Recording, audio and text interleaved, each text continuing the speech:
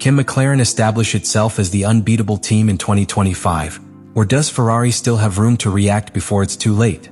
Miami is preparing to host one of the most anticipated events of the 2025 Formula One calendar. It's not just a sporting spectacle. It's a technical, strategic, and emotional crossroads that could define the narrative of the entire season. It comes at a time when the championship is beginning to take shape, but it still leaves room for the dramatic twists and turns that characterize this category. The big teams have already shown their cards. Their strengths are exposed, but so are their weaknesses. And it is at this point that McLaren and Ferrari, two historic giants of motorsport, find themselves in very different, yet equally crucial positions. On the one hand, McLaren appears to be the most consistent, best prepared, and best structured team at all levels. After winning the Constructors' Championship in 2024 and starting 2025 as undisputed leaders, they arrive in Miami with their morale at its peak. Not just because of the results, but because of the way they're achieving them. They're a compact, efficient, and precise unit. Every decision they make seems the product of surgical planning. From the configurations of their cars to the management of race pace, including their ability to adapt in unpredictable situations, McLaren has built a machine that not only competes, but commands attention. Ferrari, on the other hand, is in the midst of an ambiguous transition. There are signs of progress, moments of brilliance, but also mistakes that continue to be repeated.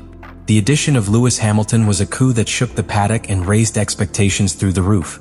The marriage between the most successful driver in recent history and the most legendary team in the sport promised to become an epic story. But so far, the execution hasn't lived up to the narrative. Charles Leclerc continues to be a benchmark, but his performance is being conditioned by a car with a narrower operating window than its rivals, and a structure that has yet to fully consolidate in terms of strategy and race response. And in the midst of this contrast stands the Miami Grand Prix, an event that already left its mark in 2024 when Lando Norris achieved his first Formula One victory. That race was more than an individual triumph. It was the turning point that marked McLaren's unstoppable rise in the second half of the season. Now they return to that same stage not as contenders but as leaders. Ferrari, for its part, faces one of its toughest tests.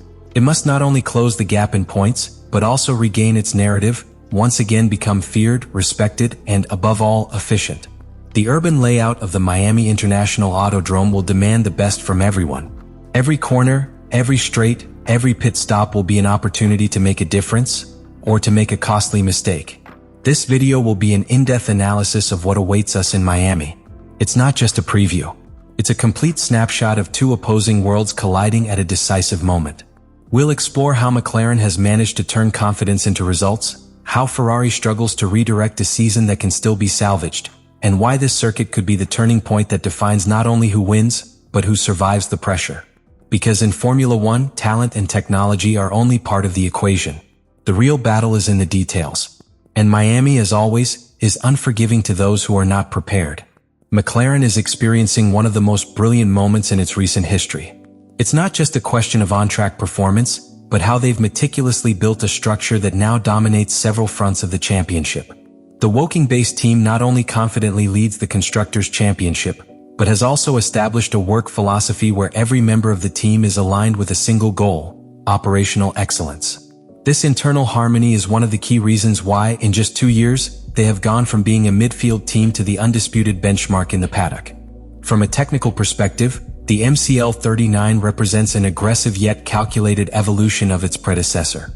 Virtually every key component of the car has undergone meticulous revisions, from the front wing to the rear crash structure.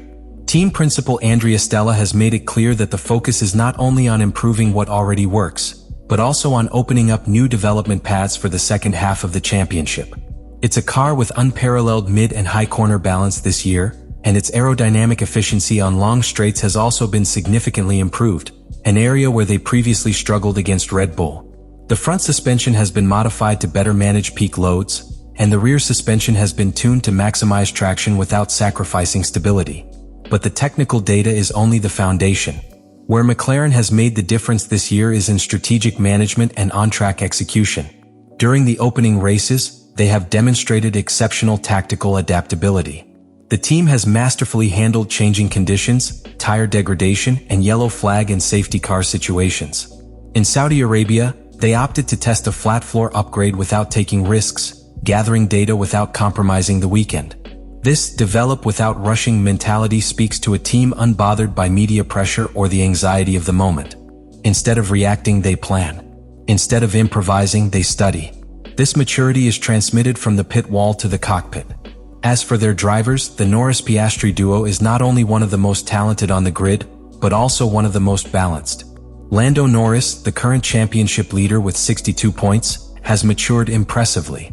His driving style combines aggression with intelligence, knowing when to attack and when to hold.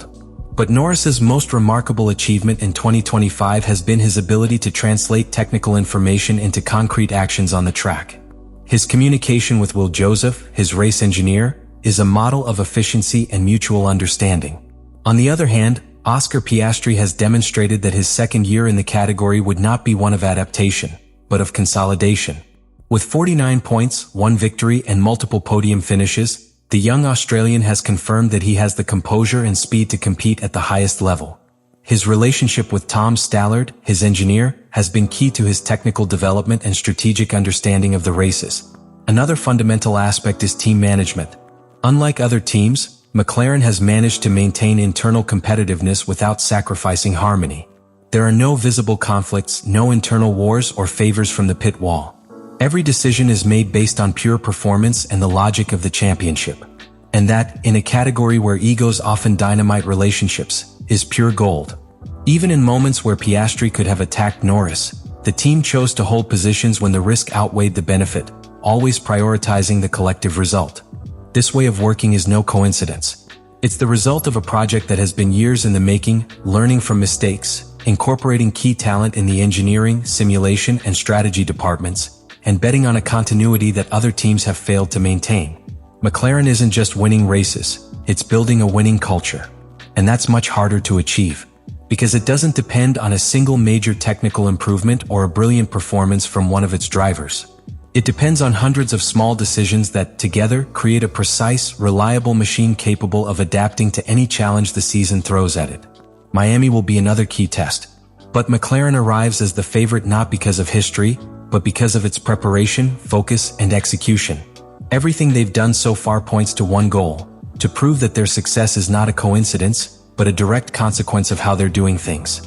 And if they manage to maintain this level, 2025 could be the year in which the hierarchy of modern Formula One is rewritten. The 2025 Miami Grand Prix is shaping up to be one of the most decisive events of this first part of the season.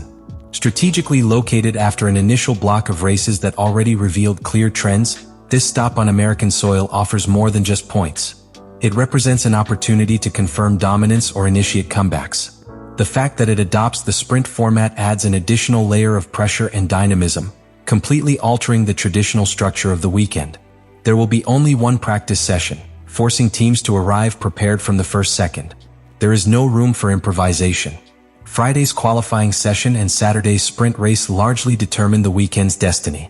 For the engineers, this means a race against time to understand the track, optimize setup, and adapt to the conditions with minimal real-world information. The schedules also determine the driver's preparation. In the United Kingdom, official activities begin on Friday, May 2nd, with free practice at 5:30 p.m. That same day, sprint qualifying will take place at 9:30 p.m. On Saturday, the sprint race starts at 5 p.m. and will be a vital indicator of what could happen on Sunday. Finally, main qualifying is scheduled for 9 p.m. on Saturday. The main event, Sunday's race, takes place at 9 p.m. in the UK, which is equivalent to 4 p.m. local time in Miami. This type of nighttime scheduling in Europe intensifies the media pressure. A race under the lights for many European viewers, where any mistake is magnified and every maneuver is recorded with drama. Miami is no ordinary circuit. Its layout combines extremely high-speed sections with technical corners that demand perfect traction and car balance.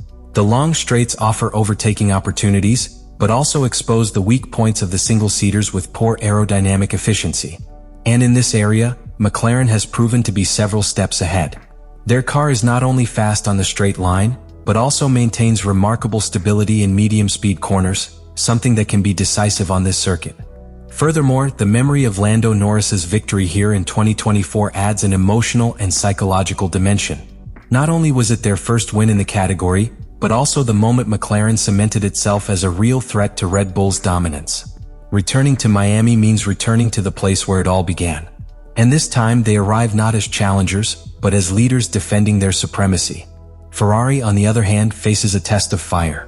Track conditions have not always been favorable to their design philosophy, which tends to be more tire-depleting in long corners and requires very precise pace management in long stints. However, the human factor could be key. If Hamilton manages to translate his experience into a strategic advantage and Leclerc finds an optimal balance from Saturday, they could capitalize on McLaren's mistakes or take advantage of any weather window or neutralization to strike a blow. Furthermore, the fact that Miami is a street circuit makes it a more unpredictable terrain. A safety car, an aggressive start, an unexpected demotion. Everything can change in seconds. The pressure, therefore, is enormous. Every team knows that Miami can set the tone for what's to come. Europe, where updates begin to make a structural difference. A poor result here can lead to weeks of doubt, while a dominant performance can morale boost the entire team. The game is no longer just technical, it's psychological.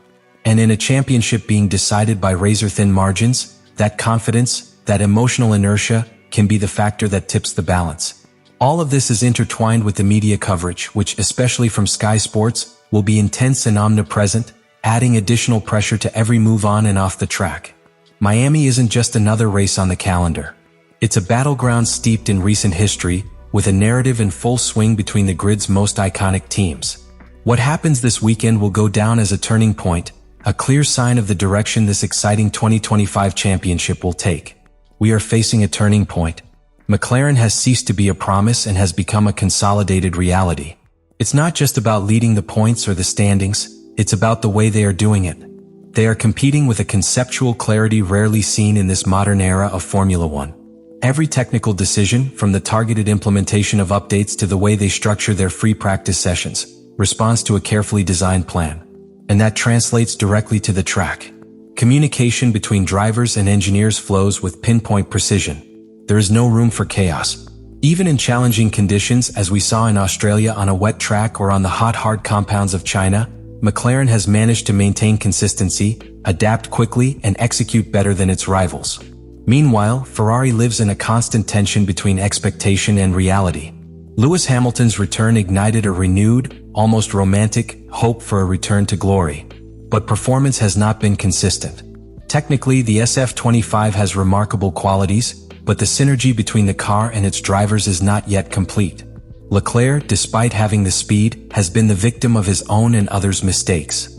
Hamilton, although he has already shown glimpses of his genius, is still in the process of fully understanding the car, its balance, its behavior in long stints, how it responds to weather changes, and above all, how to get the most out of qualifying, where tenths of a second can make the difference between a front row and a fourth. And this is where Formula One shows its most human side. It's not all about high-precision engineering and telemetry. Driver psychology, internal team pressure, the power dynamics between engineers and directors. Everything plays a role. Ferrari knows this. They've experienced it for decades. They know that having Hamilton isn't just about having a fast driver. It's about having someone who demands results and won't settle for less. But that demand can be a double-edged sword if there isn't a solid ecosystem to support it. McLaren is building something that seems to go beyond this season. They're developing a winning culture with a long-term vision reminiscent of the greatest moments in their history. If they continue this line of work, they could mark the beginning of an era that breaks the dominance that Red Bull held for years and that Ferrari never managed to consolidate. Miami could be the next step in that legitimization process. Because it's not just about winning, it's about dominating. And dominating means leaving your rivals without answers, even when they're giving their all. For Ferrari, the challenge isn't just about catching McLaren. It's about rediscovering itself. Rediscovering that strategic, aggressive yet precise version that once took them to the top. Every race that passes without doing so is one less opportunity. That's why Miami isn't just another race on the calendar. It's a potential turning point. If they manage to execute it perfectly, they can change the course of the championship. But if they repeat mistakes, the championship could slip away faster than they expect. Now the question remains, will Ferrari be able to wake up in time, or are we seeing McLaren definitively take possession of the throne of modern F1?